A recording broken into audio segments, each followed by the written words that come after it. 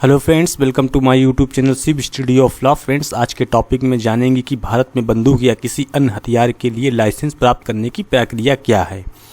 तो जो लोग लाइसेंस लेने के लिए इच्छुक हैं या जिनके पास पहले से ही लाइसेंस है तो उनको इसकी जानकारी होना आवश्यक है ही। और मुख्य रूप से ये प्रश्न उन विद्यार्थियों के लिए महत्वपूर्ण है जो कि बिहार एपीयू की तैयारी कर रहे हैं। बिहार एपीयू मेंस एग्जाम के लिए ये प्रश्न बहुत महत्वपूर्ण है, जैसा कि बिहार एपीयू मेंस एग्जाम में कुल 7 पेपर होते हैं। पहला पेपर सामान्य अध्ययन 100 अंकों का होता है, दूसरा पेपर हिंदी भाषा का 100 अंकों का होता है और तीसरा पेपर अंग्रेजी भाषा का ये भी 100 अंकों का होता है और चौथा पेपर होता है भारतीय दंड संहिता 1860 से 150 अंकों का और पांचवा है भारतीय साक्ष्य अधिनियम 150 अंकों का और छठा पेपर है दंड प्रक्रिया संहिता 1973 से 150 अंकों का और सातवां पेपर अदर लॉ से आता है, अन्य विधि 150 अंकों का आता है, जिसके अंतर्गत शस्त्र अधिनियम 1959, विस्फोटक पदार्थ अधिनियम 1908, दहेज प्रतिषेध अधिनियम 1961, SC/ST एक्ट 1989, पास्को एक्ट 2012, भ्रष्टाचार निवारण अधिनियम 1988 से प्रश्नों को एक ही पेपर में पूछा जाता है। तो फ्रेंड्स, आज के टॉपिक में हम शस्त्र अधिनियम या आयुध अधिनियम 1959 से प्रश्न को देखेंगे कि भारत में बंदूक या किसी अन्य हथियार के लिए लाइसेंस प्राप्त करने की प्रक्रिया क्या है, इसको समझेंगे। तो उत्तर को देखते हैं, जिसको कि हम 4 भागों में डिवाइड कर लेंगे। भारत में बंदूक के लाइसेंस प्राप्त करने की प्रक्रिया, और दूसरा है लाइसेंस अथॉरिटी को आवेदन, और तीसरा है थाना प्रभारी अधिकारी की रिपोर्ट, और चौथा लाइसेंस की वैधता क्या है। तो पहला है लाइसेंस प्राप्त करने की प्रक्रिया। भारत में बंदूक के लाइसेंस प्राप्त करने की आधिकारिक प्रक्रिया आयुध अधिनियम दी आर्म्स एक्ट 1959 के अध्याय 3 में धारा 13 से 18 में की गई है। तदनुसार आयुध अधिनियम 1959 की धारा 13 से 18 के नियमों के तहत लाइसेंस प्रदान करने की प्रक्रिया निर्धारित की गई है, जो कि इस प्रकार है। पहला कि लाइसेंस अथॉरिटी को आवेदन करेंगे। पहला और सबसे महत्वपूर्ण कदम यह है कि क्षेत्रीय सीमाओं के भीतर लाइसेंसिंग प्राधिकारी को एक निर्धारित फॉर्म A1 आयुध अधिनियम 2016 के माध्यम से आवेदन के लिए फाइल करना है। यदि कोई शुल्क हो तो उसका विधिवत भरा जाना और भुगतान करना है। आवेदन पत्र के साथ प्रस्तुत किए जाने वाले दस्तावेज क्या क्या होंगे। तो पहला होगा कि पासपोर्ट साइज का एक फ़ोटो, और दूसरा है पते का प्रमाण, तीसरा है जन्म तिथि का प्रमाण, और चौथा है पहचान प्रमाण, पैन कार्ड हो, आधार कार्ड हो, मतदाता ID कार्ड, इनमें से कोई भी हो। और छूट की मांग करने वाले खिलाड़ियों के मामले में national rifle association of India द्वारा जारी शूटर्स आइडेंटिफिकेशन कार्ड जरूरी है। और पांचवा है मेडिकल सर्टिफिकेट, और छठा है संबंधित प्राधिकरण द्वारा कोई भी जो कि अन्य दस्तावेजों की आवश्यक हों वो दिए जाएंगे। तो आयुध अधिनियम 1959 की धारा 16 में उल्लिखित विभिन्न प्रकार के लाइसेंस के लिए विभिन्न शुल्क, विभिन्न शर्तें और विभिन्न प्रपत्र निर्धारित किए जा सकते हैं। तीसरा है कि थाना प्रभारी अधिकारी की रिपोर्ट। आवेदन मिलने पर लाइसेंसिंग अथॉरिटी उस आवेदन को नज़दीकी थाने के प्रभारी अधिकारी की रिपोर्ट मंगाएंगे और ऐसे अधिकारी निर्धारित समय के भीतर अपनी रिपोर्ट भेजेंगे। पुलिस मूल रूप से जांच करती है और अगर वह आपराधिक गतिविधि के किसी भी प्रकार के मामले में वांछित है या नहीं है, या दिया गया पता प्रमाणिक है या नहीं है, अन्य दस्तावेजों का सत्यापन करेंगे। यदि नज़दीकी थाने के प्रभारी अधिकारी निर्धारित समय के भीतर आवेदन पर अपनी रिपोर्ट नहीं भेजते हैं तो लाइसेंसिंग अथॉरिटी यदि उचित समझे तो निर्धारित समय समाप्त होने के बाद ऐसा आदेश दिए बिना रिपोर्ट का इंतजार किए ऐसा आदेश दे सकती है। अनुज्ञापन प्राधिकारी।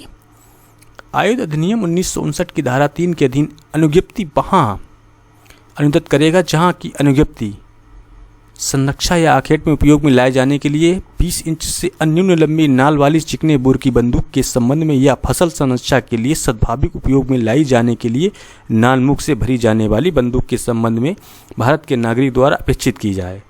परंतु जहां किसी मामले की परिस्थितियों का ध्यान रखते हुए अनुज्ञापन प्राधिकारी का समाधान हो जाए कि नाल मुख से भरी जाने वाली बंदूक फसल संरक्षा के लिए पर्याप्त न होगी, वहां अनुज्ञापन प्राधिकारी ऐसी संरक्षा के लिए यथापूर्व किसी अन्य चिकने बोर की बंदूक के संबंध में अनुज्ञप्ति अनुदत्त कर सकेगा।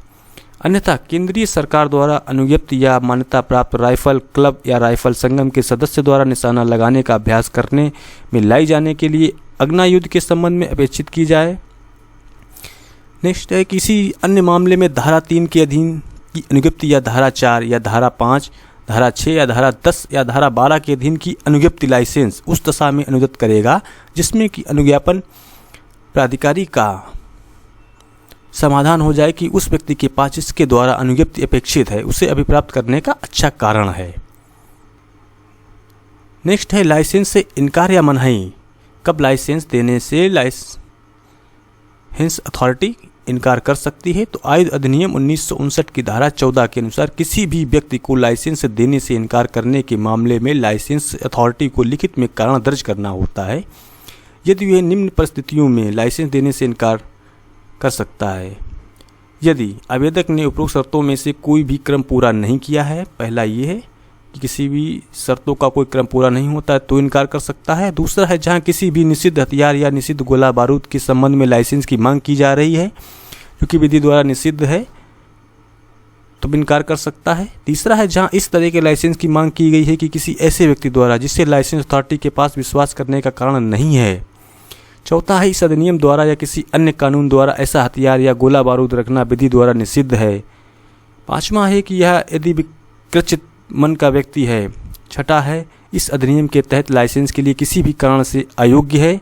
और सातवां है जहां की अनुज्ञापन अधिकारी सार्वजनिक शांति की सुरक्षा के लिए इस तरह के लाइसेंस देने से इनकार करने के लिए आवश्यक समझे।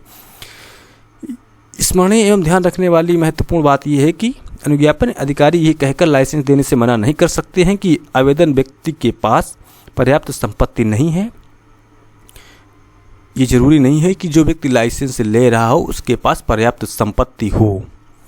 पांचवा है कि लाइसेंस की अवधि क्या होगी। तो आयुध अधिनियम 1959 की धारा 15 में कहा गया है कि अधिनियम की धारा 3 के तहत दिया गया लाइसेंस 5 वर्ष की अवधि के लिए लागू हो सकता है। जिस तारीख को लाइसेंस प्रदान किया जाता है जब तक कि इसे ऐसी तारीख से पहले रद्द नहीं किया जाता है उसके बाद इसे उसी अवधि के लिए नवीनीकृत भी किया जा सकता है जिसके लिए लाइसेंस मूल रूप से प्रदान किया गया था और समय समय पर इसका नवीनीकरण भी होगा यदि लाइसेंसिंग प्राधिकरण इस तरह के नवीनीकरण की अनुमति देता है। तो विशेष तथ्य यह है कि अधिनियम क्रमांक 48 सन 2019 की धारा 8A द्वारा दिनांक 14 दिसंबर 2019 से लाइसेंस की अवधि 3 वर्ष की कालावधि को बढ़ाकर 5 वर्ष की कालावधि कर दिया गया है।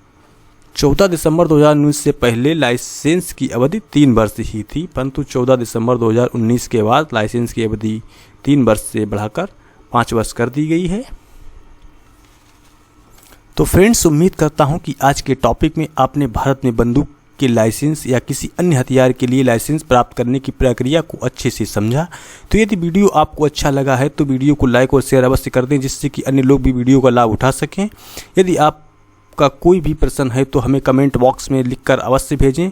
समय मिलने पर आपको प्रश्न का उत्तर अवश्य दिया जाएगा। तो फ्रेंड्स, जुड़े रहिए अपने favourite YouTube channel Shiv studio of law से। तो आपसे मिलते हैं नेक्स्ट टॉपिक में एक ज़बरदस्त इंपॉर्टेंट फैक्ट्स के साथ। तब तक के लिए bye bye and take care. जय हिंद, जय भारत।